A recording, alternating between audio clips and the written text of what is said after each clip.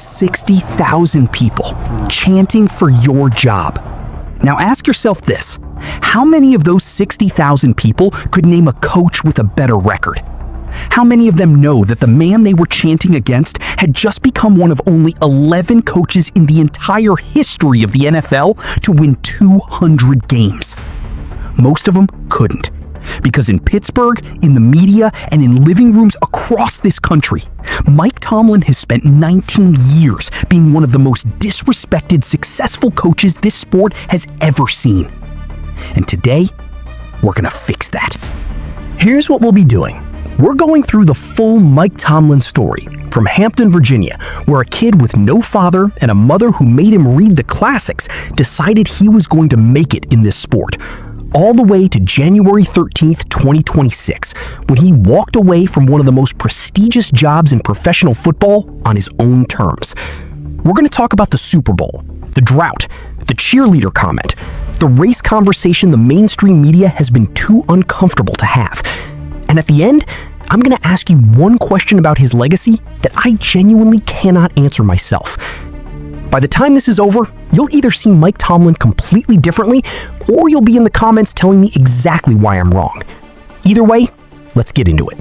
I don't think a lot about the things that I say, to be honest with you. Chapter 1, Hampton, Virginia.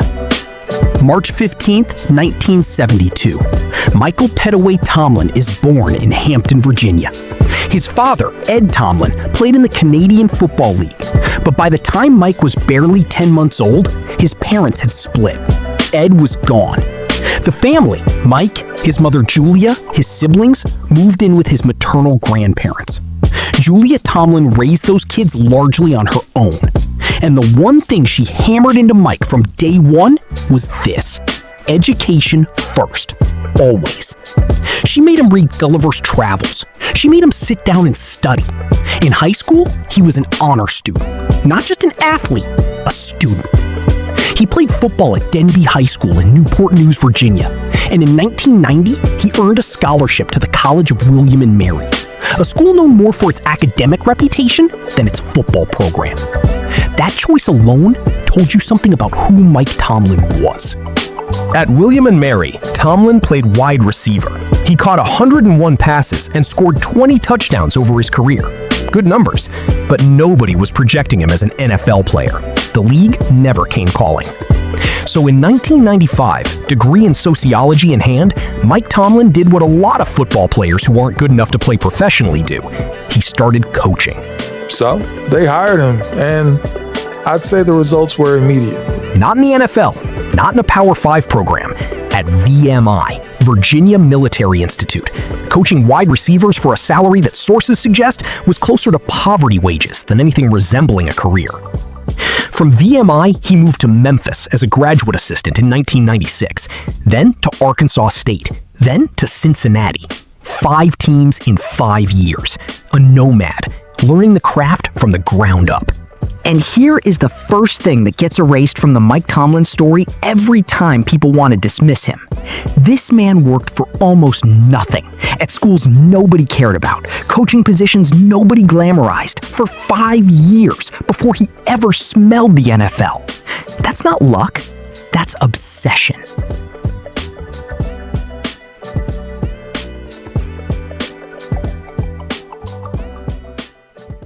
Chapter 2.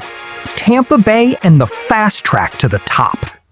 In 2001, at 29 years old, Mike Tomlin got his first NFL job. When that dude hired me, man, I was 28 years old, first opportunity in the league. My oldest child was 3 months old. And so, man, I'm scared to death, right? Straight up. Defensive backs coach for the Tampa Bay Buccaneers under John Gruden. Now let me put that in context. The Buccaneers defense at that time was one of the most feared units in football. Derek Brooks, Warren Sapp, John Lynch, these were elite players. And Mike Tomlin, a 29-year-old kid who'd never coached above the college level, was thrown into that room. And so, man, I'm scared to death, right? Straight up. Welcome to San Diego, California. Super Bowl 37. It is Tampa Bay versus the Oakland Raiders. First down 10. From the 45, Cannon pump fake, looking to his right, throwing to his right, intercepted. Dexter Jackson to the 40, to the 35, to the 50. He's to the 40. In 2002, Tampa Bay won Super Bowl 37. Tomlin had his first ring as an assistant coach.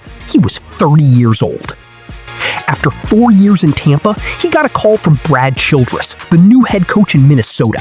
Come be my defensive coordinator. In 2006, Tomlin took over the Vikings defense and turned it into one of the most improved units in the entire league that season. And at just 34 years old, he was a rising star.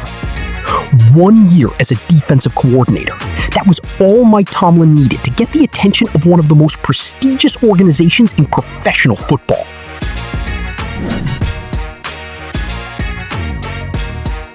Steelers needed a leader who could uphold their legacy of success. On January 22nd, 2007, the Pittsburgh Steelers hired Mike Tomlin as their new head coach. So without further ado, I'm very pleased to introduce the next coach of Pittsburgh Steelers, Mike Tomlin. And I'd say the results were immediate. He was 34 years old. He became the first black head coach in Steelers history. And he was walking into a locker room that had just won the Super Bowl 2 years earlier, filled with veteran players who had no reason to give him an ounce of respect until he earned it. What happened next is either the most underappreciated run in modern NFL coaching history or the biggest what could have been story, depending on who you ask. You think my message don't change? My message ain't gonna change. Chapter 3: The Rise, the Ring, and the silence that followed. Consistency is important. He's a head coach of the Steelers. Year 1 in Pittsburgh. The Steelers go 10-6, win the AFC North, make the playoffs. They lose in the first round to Jacksonville, but nobody panics. The new coach has stabilized the ship. Year 2, 2008. This is where everything changes. The Pittsburgh Steelers go 12-4. They march through the AFC playoffs. And on February 1st, 2009, in Tampa, Florida, the same city where Tomlin earned his first ring as an assistant, the Steelers face the Arizona Cardinals in Super Bowl 43. Two teams with long histories, but very different traditions. Gets the snap. He's back. He pumps. He scrambles around, throws it back corner of the end zone. Santonio with a touchdown! Santonio home!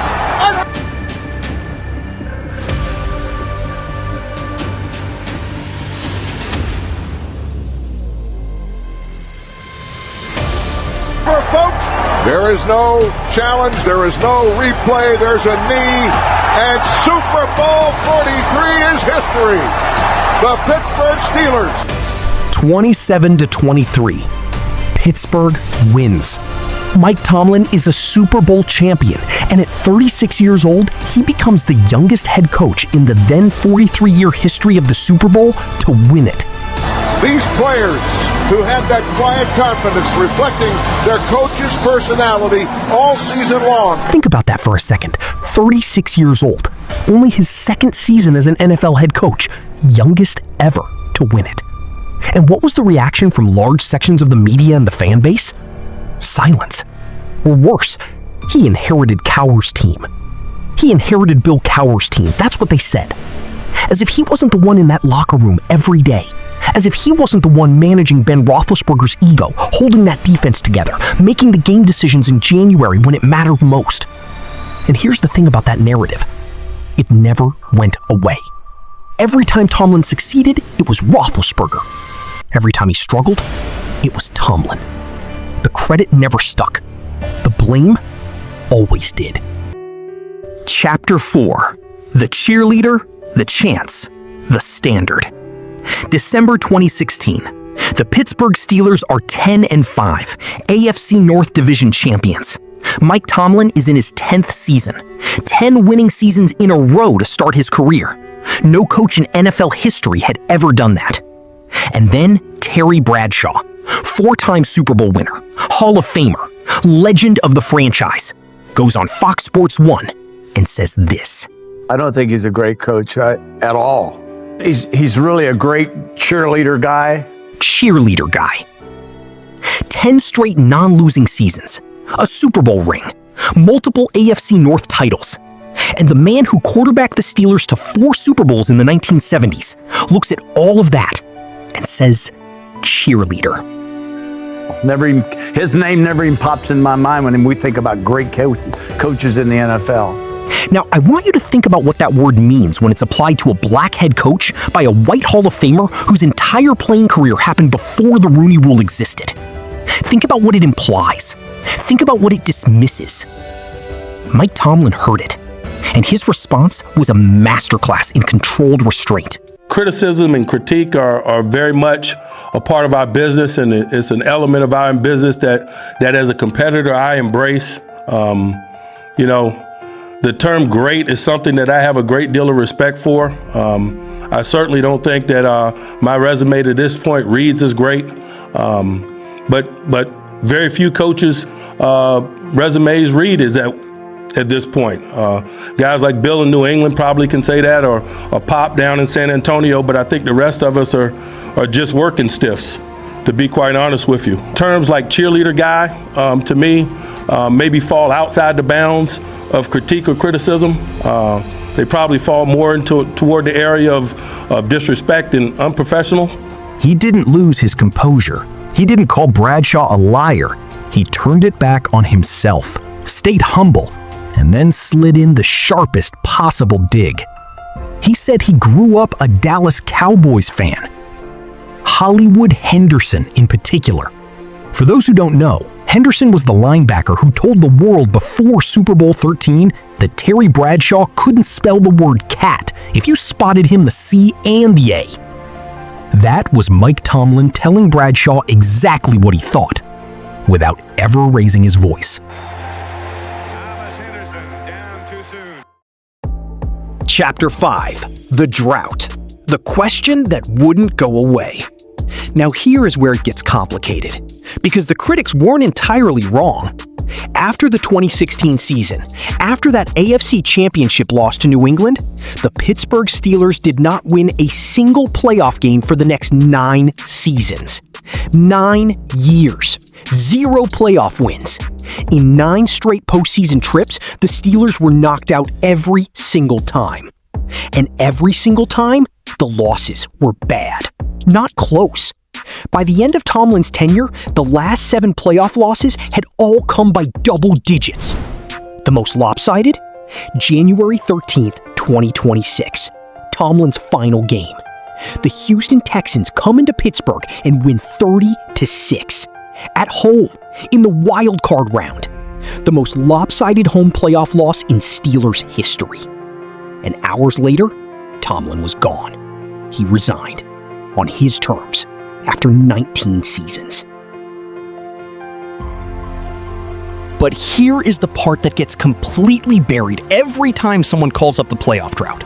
Between 2017 and 2025, those same 9 seasons, Mike Tomlin coached the Pittsburgh Steelers through one of the most chaotic quarterback situations any coach in recent memory has had to navigate. 6 quarterbacks in 4 years. Think about what Bill Belichick did in New England without Tom Brady between 2020 and 2024. The Patriots went 10-27 in Brady's absence. They were a disaster. Andy Reid in Kansas City has never had to start more than 2 different quarterbacks in any given stretch. Mike Tomlin started 6 different quarterbacks in 4 years and never once fell below 500. Not once! And still, the chance came. On November 30th, 2025, after a 26-7 blowout loss to the Buffalo Bills, 60,000 people inside Acrisure Stadium chanted "Fire Tomlin" while the 4th quarter clock wound down. The same stadium he had won 193 regular season games in. The same stadium where 6 Lombardi trophies sit in a glass case. 6 Lombardi trophies.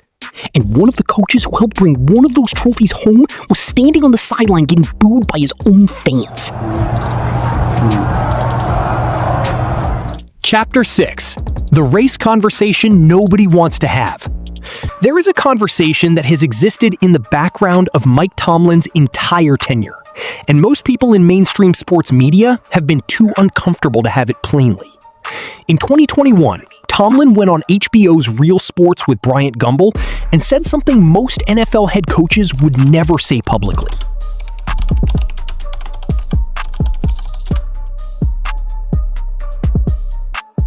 He also called the NFL's lack of black head coaches a, quote, global collective failure. He pointed specifically to Eric Bieniemy, the Chiefs' offensive coordinator who had overseen arguably the most explosive offense in football for years and couldn't get a head coaching interview. Tomlin called it, quote, a real head-scratcher. Now, here's where it connects back to Tomlin himself. In 19 seasons, he was the only black head coach the Steelers ever had. At various points in his career, he was one of only 2 or 3 black head coaches in the entire NFL, a league where over 70% of the players are black. The cheerleader comment, the inherited the team narrative, the relentless second-guessing that coaches with comparable records, coaches who are white, simply do not receive at the same volume or intensity. Sources at Anscape reported after his resignation that, quote, in a place like Pittsburgh, Mike Tomlin could never escape the shadow of race. I'm not saying that's the only reason he was criticized. He made mistakes. There were real tactical questions about his late career playoff failures. But when you look at the totality of the disrespect, the cheerleader, the chants, the inherited narrative, and then look at coaches with the same or worse resumes who were treated as untouchable legends, you have to ask the question. You owe it to the story to ask the question. Chapter 7. What the numbers actually say. Let's just go through the record, because the record doesn't lie, even when the narrative does. 19 seasons, 0 losing records. The only coach in NFL history to begin a career with 19 consecutive non-losing seasons. 193 regular season wins, tied with Hall of Famer Chuck Noll for the most in Steelers franchise history.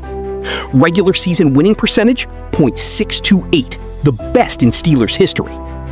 11th coach in NFL history to reach 200 career wins. At 53, one of the youngest to ever reach that milestone.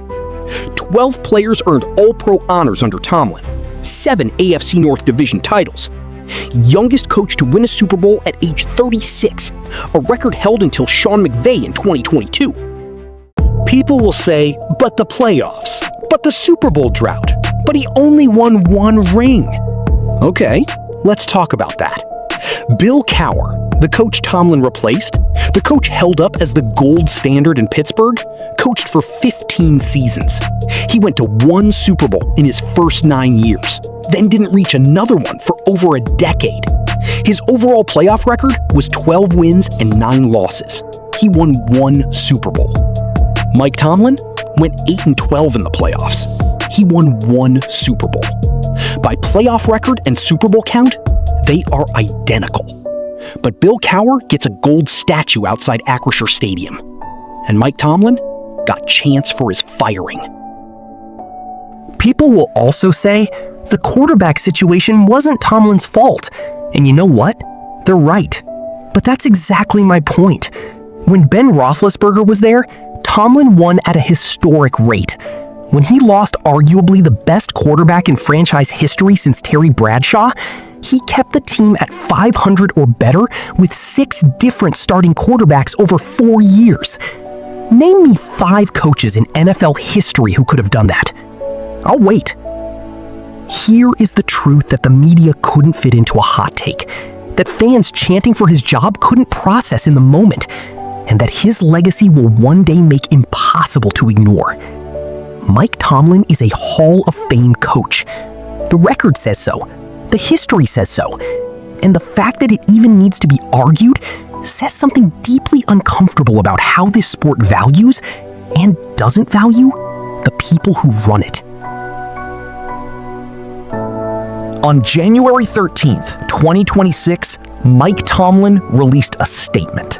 And the news has spread like wildfire through Steeler Nation. Ross Goddard's not a press conference, not a dramatic exit, just a statement. Clean, dignified. 19 years in one of the most demanding jobs in professional sports, and he left the same way he coached, on his terms, with his head up.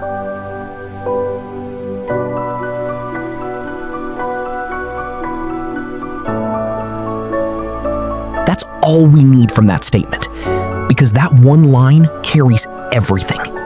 The pressure, the history, the Lombardi trophies in the hallway, the weight of following Chuck Noll and Bill Cowher, the Fire Tomlin chants, the cheerleader comment, the 6 quarterbacks, the 200 wins.